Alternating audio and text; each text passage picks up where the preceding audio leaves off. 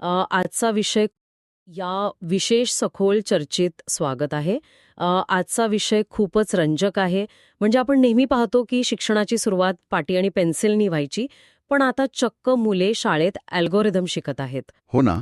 आणि सगळ्यात आश्चर्याची गोष्ट म्हणजे हे कुठल्या आंतरराष्ट्रीय किंवा महागड्या खाजगी शाळेत नाही, तर एका सरकारी शाळेत घडतंय, चक्क एका जिल्हा परिषदेच्या शाळेत. बरोबर. आपण तळेगाव दाभाडेमधल्या PM श्री संत ज्ञानेश्वर प्राथमिक शाळा क्रमांक 6 बद्दल बोलतोय. तिथे राज्य शासन आणि HP इंडिया यांच्या संयुक्त विद्यमाने एक अत्याधुनिक AI लॅब सुरू होतीये. अगदी बरोबर. आणि विशेष म्हणजे संपूर्ण पुणे जिल्ह्यातून या उपक्रमासाठी निवडलेली ही एकमेव शाळा आहे बरं का. 15 जूनपासून ही लॅब कार्यान्वित होणार आहे. अरे वा. म्हणजे 15 जून पासून. आणि तिथे म्हणे 25 संगणक आहेत, डिजिटल बोर्ड आहे, वायफाय आहे. पण इथे ना मला एक प्रामाणिक शंका येत होती. कोणती शंका? असं आहे ना, सरकारी शाळा म्हटलं की बहुतांश लोकांच्या डोळ्यासमोर मर्यादित सुविधा येतात. गळणारं छत किंवा तुटलेली बाकं. आणि इथे 25 संगणक असलेली वायफाय लॅब हे एखाद्या कॉर्पोरेट IT ट्रेनिंग सेंटरसारखंच वाटतंय. पण हा फक्त एक दिखावा तर नाहीये ना. म्हणजे तुम्हाला म्हणायचंय की हा नेहमीचा कम्प्युटर क्लास असेल? हो ना. म्हणजे एखादा साधा क्लास जिथे मुले फक्त पेंट किंवा टायपिंग शिकतील, यातून ग्रामीण शिक्षणात खराच क्रांती घडेल का? हा तुमचा प्रश्न अगदी रास्त आहे.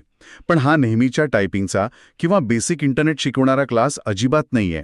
इथे मुलांना AI, डेटा विश्लेषण आणि आधुनिक तंत्रज्ञानाचं मोफत प्रशिक्षण दिलं जाणार आहे. अच्छा. म्हणजे हे खऱ्या अर्थाने ॲडव्हान्स्ड असणार आहे. नक्कीच. कारण मुख्य म्हणजे हे का केलं जातंय हे समजून घेणं आवश्यक आहे. आत्तापर्यंत आपण मुलांना फक्त इंटरनेट कसं वापरायचं किंवा YouTubeवर व्हिडिओ कसे पाहायचे हे शिकवत होतो. म्हणजे आपण त्यांना फक्त ग्राहक बनवत होतो. बरोबर. म्हणजे आपण त्यांना फक्त तयार गाडी कशी चालवायची हे शिकवत होतो. अगदी तसंच. पण या AI लॅबच्या माध्यमातून आपण त्यांना गाडीचं इंजिन कसं काम करतं आणि ते नवीन कसं बनवायचं हे शिकवणार आहोत. ते आता निर्माते बनतील. तंत्रज्ञानामागील जे मूळ लॉजिक आहे ना, ते त्यांच्यात रुजवलं जाईल. हे ऐकायला खूप छान वाटतंय. पण मला एक सांगा, प्राथमिक शाळेतल्या मुलांना साधे पाढे-पाठ करताना नाकीनऊ येतात.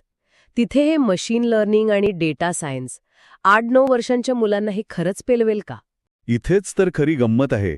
लहान मुलांना मशीन लर्निंग शिकवणं म्हणजे त्यांना सुरुवातीलाच काही कॉम्प्लेक्स पायथन कोडिंग करायला लावणं असं होत नाही. मग नक्की काय शिकवणं हो त्यांना? तर त्यांना खेळांच्या माध्यमातून पॅटर्न रेकग्निशन, डिसिजन ट्री आणि तार्किक विचार करायला शिकवणं.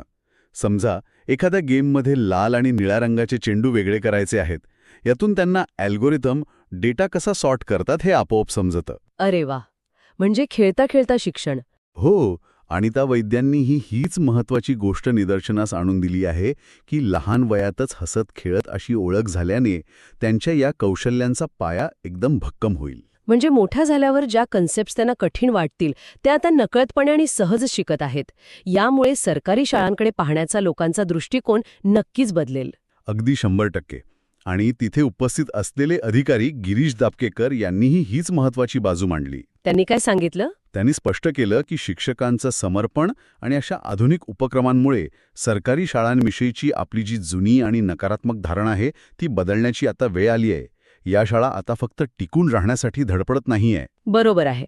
त्या आता भविष्यातील पिढीला थेट जागतिक स्पर्धेसाठी तयार करत आहेत. नक्कीच. ग्रामीण विद्यार्थ्यांना आधुनिक शिक्षणाची थेट संधी मिळतीये. यामुळे त्यांच्यात फक्त तांत्रिक कौशल्यच नाही, तर सर्जनशीलता आणि नवोपक्रमशीलता सुद्धा वाढेल. हे खरोखरच आशादायी चित्र आहे. ग्रामीण भागातील प्राथमिक शिक्षणाचं बदलणारं हे स्वरूप थक्क करणारं आहे. म्हणजे फक्त काय तंत्रज्ञान आलं आहे, यापेक्षा ते कसं शिकवलं जातंय हे जास्त महत्वाचं आहे. हो. आणि तंत्रज्ञान इतक्या वेगाने बदलत असल्यामुळे फक्त वरवरची माहिती मिळवणं पुरेसं नाहीये. यामुळे भविष्यातील आव्हानांसाठी विद्यार्थी तयार होतील आणि भारताचा एक अतिशय भक्कम पाया तयार होतोय. जाता जाता आपल्या श्रोत्यांसाठी एक विचार करण्यासारखी गोष्ट. आज जर एका प्राथमिक शाळेत मशीन लर्निंग आणि AIचे धडे दिले जात असतील, तर ही मुलं जेव्हा त्यांचं शिक्षण पूर्ण करून प्रत्यक्ष जगात पाऊल ठेवतील, तेव्हा मूलभूत साक्षरतेची व्याख्या नेमकी काय असेल? हां. खरंच खूप मोठा आणि रंजक प्रश्न आहे. हो ना. केवळ लिहिता वाचता येणे ही साक्षरता राहील, की अल्गोरिदमची भाषा समजणे ही जगण्याची प्राथमिक अट असेल? यावर नक्की विचार करा. या सखोल चर्चेत सहभागी झाल्याबद्दल धन्यवाद. अशाच नवनवीन बातम्या पाहण्यासाठी सबस्क्राईब करा आमच्या चॅनलला आणि पाहत रहा द फॉर न्यूज.